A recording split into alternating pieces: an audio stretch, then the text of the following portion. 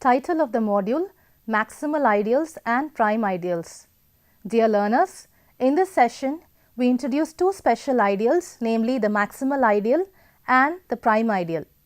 These ideals are motivated in large part by certain arithmetic properties of integers.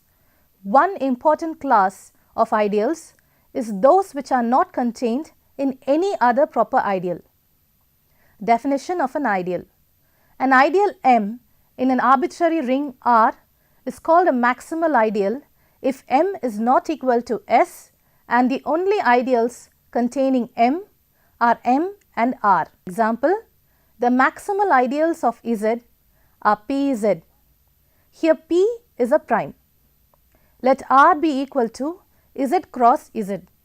Then R is a ring where addition and multiplication defined by A comma B plus C comma D equals A plus C comma B plus D, and A comma B dot C comma D is equal to AC comma BD for all A comma B C comma D belonging to R.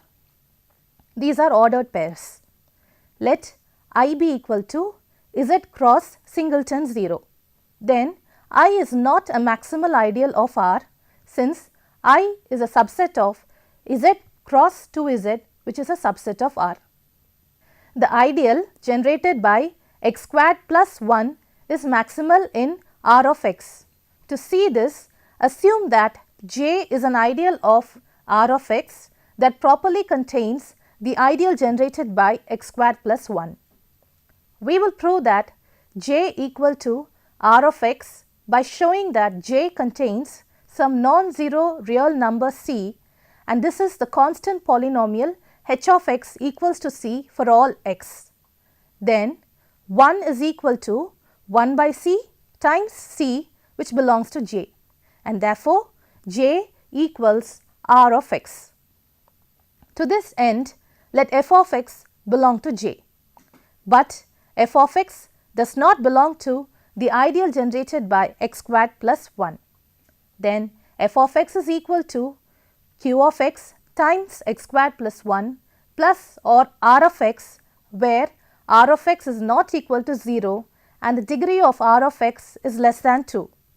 It follows that R of x is equal to Ax plus b, where A and b are not both 0, and Ax plus b equals R of x, which in turn equals f of x equal to q of x times x squared plus 1, which belongs to J. Thus, a squared x squared minus b squared equals Ax plus b times Ax minus b, which belongs to J, and a squared x squared plus 1, which belongs to J. So, 0 is not equal to a squared plus b squared, which is equal to a squared x squared plus a squared minus a squared x squared minus b squared, and this belongs to J. That is, J is equal to R. A general ring need not have maximal ideals.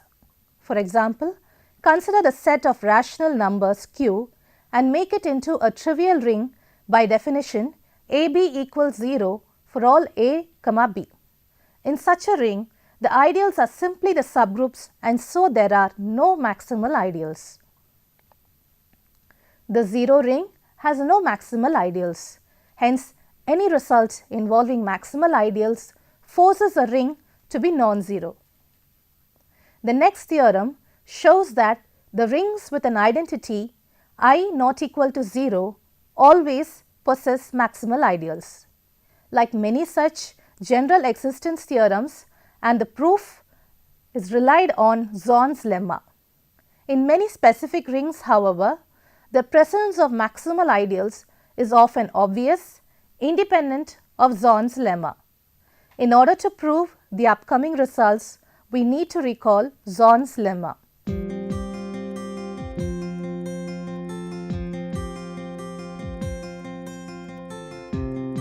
The Zorn's lemma is: if S less than or equal to is a partially ordered set such that every chain C in S has an upper bound in S, then for every element x in S, there is a maximal element y in S with x less than or equal to y. Now the theorem is, in a ring with identity, every proper ideal is contained in a maximal ideal. The proof, let R be a ring with identity and let I be a proper ideal, so R cannot be the 0 ring, that is 1 not equal to 0. Let S be the set of all proper ideals of R which contain 1. Then S is non-empty, 1 belongs to S and is partially ordered by inclusion. If C is a chain in S, define J to be the union of all ideals in C. Then J is equal to union over A belonging to C of all A. We first show that J is an ideal. Certainly, J is non-empty because C is non-empty. Specifically, 0 belongs to J since 0 is in every ideal A.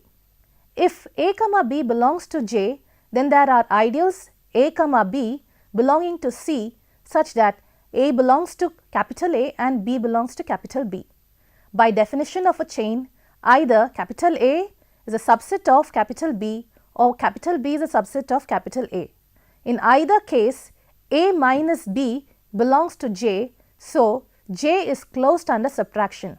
Since each capital A belongs to the chain C, this is a contradiction because each A is a proper ideal because each A is a proper ideal A belonging to C, which is a subset of S. So each chain has an upper bound in S.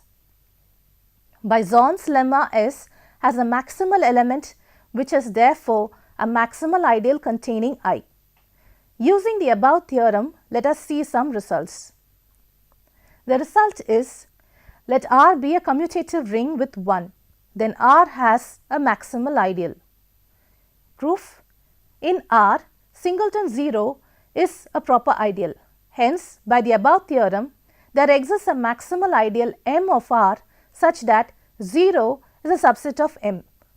The next result shows that every non-unit lies in a maximal ideal. The proof, if X is a non-unit element of the ring R, then the ideal generated by X is not equal to R. From the above theorem, we get the ideal generated by X contained in some maximal ideal M, that is, X belongs to M. For commutative rings, the next theorem characterizes maximal ideals by the structure of their quotient rings. Theorem, assume R is commutative. The ideal M is a maximal ideal if and only if the quotient ring R by M is a field. Proof, the ideal M is maximal if and only if there are no ideals I with M subset of I which is a subset of R. By the correspondence theorems for rings, the ideals of R containing M correspond bijectively with the ideals of R by M, so M is maximal if and only if the only ideals of R by M are 0 and M. By above proposition, we see that M is maximal if and only if R by M is a field. The above theorem indicates how to construct some fields which is nothing but to take the quotient of any commutative ring R with identity by a maximal ideal in R. Let us discuss some examples here. The quotient of the ring Z of X by maximal ideal generated by X plus 1 is a field. Let n be a non-negative integer.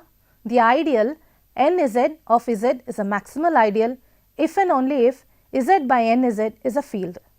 We have Z by Pz is a field, so Pz is a maximal ideal of Z. The ideal generated by X in Z of X by ideal generated by X is isomorphic to Z. Since the ideal generated by X in Z of X is the kernel of the surjective ring homomorphism from Z of X to Z given by evaluation at 0, since Z is not a field, we see again that the ideal generated by X is not a maximal ideal in Z of X. Now let us see some results here. Result, the following conditions on a commutative ring R with unity 1 not equal to 0 are equivalent. 1. R is a field. 2. R has no proper non-trivial ideal. And number 3. 0 is a maximal ideal in R. Proof: R is isomorphic to R by ideal generated by 0 and is a field if and only if the ideal generated by 0 is maximal. But clearly, the ideal generated by 0 is maximal if and only if R has no proper non-trivial ideals. Hence, the following conditions are equivalent. Next, we will see the definitions of another particular type of ideal called the prime ideal. The notation of a maximal ideal is fairly intuitive, but the definition of a prime ideal may seem a little strange. It is, however, a natural generalization of the notion of a prime in the integers z. The definition is: assume R is commutative.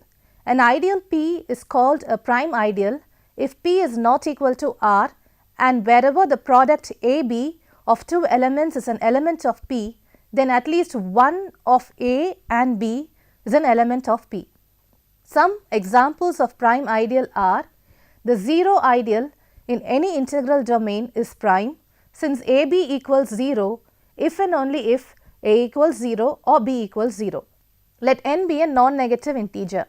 According to the above definition, the ideal nz is a prime ideal provided n is not equal to 1. If n is equal to 1, nz is not proper. And provided every time the product AB of two integers is an element of nz, at least one of A comma B is an element of z. If we put it in another way, if n not equal to 0, it must have the property that whenever n divides AB, n must divide A or divide B. This is equivalent to the usual definition that n is a prime number. Thus, the prime ideals of z are just the ideals Pz of z generated by prime numbers P together with the ideal 0. Note that for the integers z, there is no difference between the maximal ideals and the non-zero prime ideals. This is not true in general, but we shall see shortly that every maximal ideal is a prime ideal. First, we translate the notion of prime ideals into properties of quotient rings as we did for maximal ideals. Recall that an integral domain is a commutative ring with identity 1 not equal to 0 that has no 0 divisors. From the note, we know that prime and maximal ideals are not the same. Then let us verify that the quotient ring of R and P forms a field or not in the following theorem. Assume R is commutative, then the ideal P is a prime ideal in R if and only if the quotient ring R by P is an integral domain. The proof?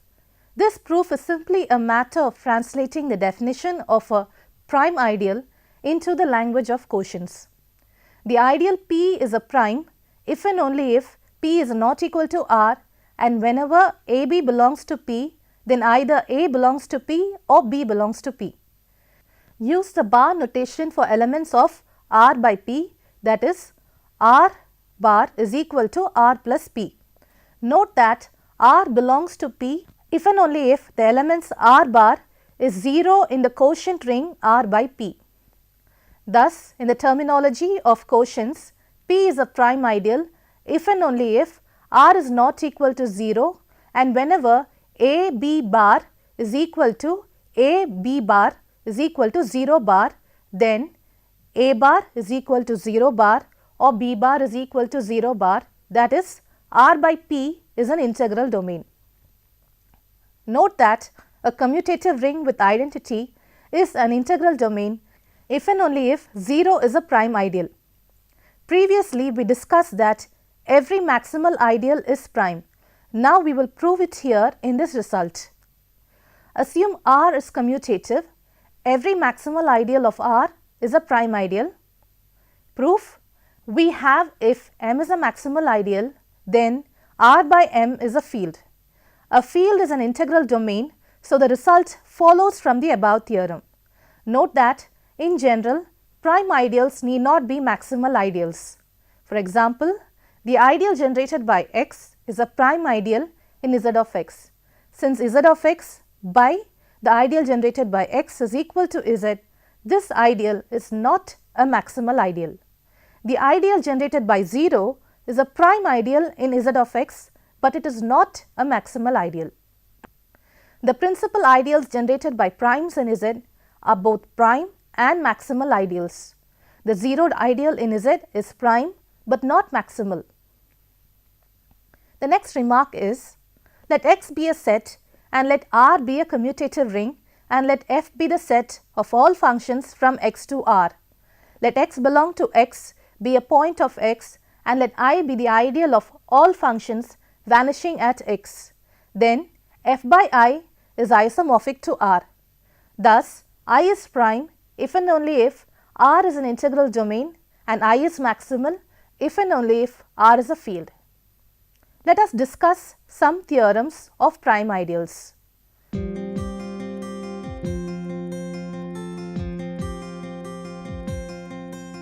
Theorem: let R be an integral domain. If every ideal of R is a prime ideal, then R is a field. Proof: let A not equal to 0 belong to R. Then A squared R is an ideal of R and hence it is a prime ideal. Now A squared belongs to A squared R. Since A squared R is a prime ideal, A belongs to A squared R. Thus, A is equal to A squared B for some B belonging to R. Then A times 1 minus AB is equal to 0.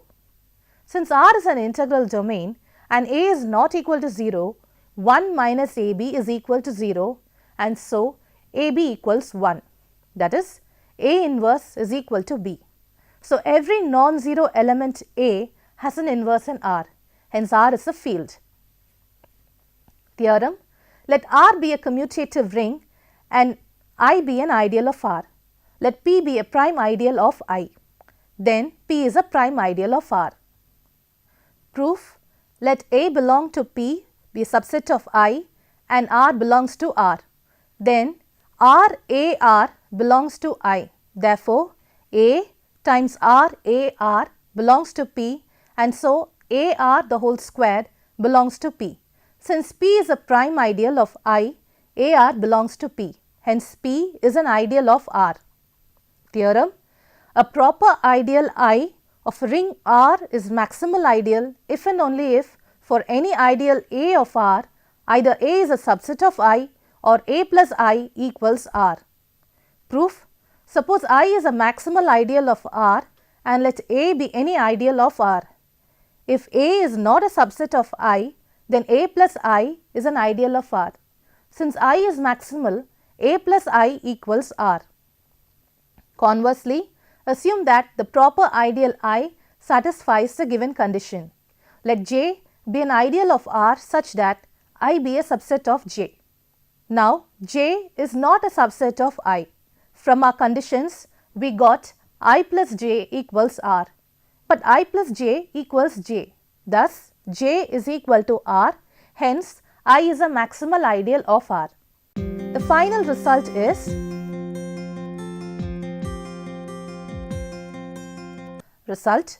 let F be a field and let I be an ideal of a polynomial ring f of x. Then 1. I is maximal if and only if I is equal to the ideal generated by P of x for some irreducible polynomial P of x in f of x. Number 2. I is prime if and only if I is equal to the ideal generated by 0 or I is equal to the ideal generated by P of x for an irreducible P of x belonging to f of x. The table displayed on your screen shows ideals, prime ideals and maximal ideals of some standard rings. For the ring R, the ideals are 0 and R itself. The prime ideals are only singleton 0, the ideal generated by 0, and the maximal ideals are again the ideal generated by 0. For the ring Q, the ideal is the ideal generated by 0 and Q itself, but the prime ideals are the ideal generated by 0 only. The maximal ideal also is the same. For the ring Z, the ideals are NZ and the ring Z itself. The prime ideals are the ideal generated by 0 and a prime, so P Z. The maximal ideal is also P Z, where P is prime. For the ring Zn, where n is composite, the ideals are the ideal generated by 0 and the ideal generated by D, where D is a divisor of n for Zn, and Zn is also an ideal. For prime ideals in Zn, we have the ideal generated by P, where P divides n. The maximal ideal is also the ideal generated by P, where P divides n. For the ring Zp, where P is a prime number, the ideals are 0 and Zp. The prime ideals are 0 and the maximal ideal is also 0. For the ring Z cross Z, the ideals are Mz cross Nz, where M and N are inside Z. The prime ideals is the ideal generated by 0, 0, the ordered pair, as well as Pz cross Z and Z cross Pz. Also, the ideal generated by 0 cross Z and Z cross 0. So, these are the prime ideals of Z cross Z. The maximal ideals are Z cross Pz and Pz cross Z. In the ring f of x, where f is a field, the ideals are the ideal generated by 0 and the ideal generated by f of x. The prime ideals are the ideal generated by 0 and g of x, the ideal generated by g of x, where g of x is a non-constant irreducible. The maximal ideal is only the ideal generated by g of x. Conclusion. Dear learners, in this module we have studied about maximal and prime ideals. But before going to these two ideals, we first described about an ideal and we moved on to the maximal ideal and prime ideals. We also proved that the quotient ring R by M forms a field where M is maximal. In a similar manner, we also proved that R by P forms an integral domain where P is prime. We also discussed some important notes in which the commutative ring maximal ideals are always prime, but a prime need not be maximal all the time. We have finally concluded this session by identifying the maximal and prime ideals of some standard rings. I hope that this session was fruitful to you. Thank you.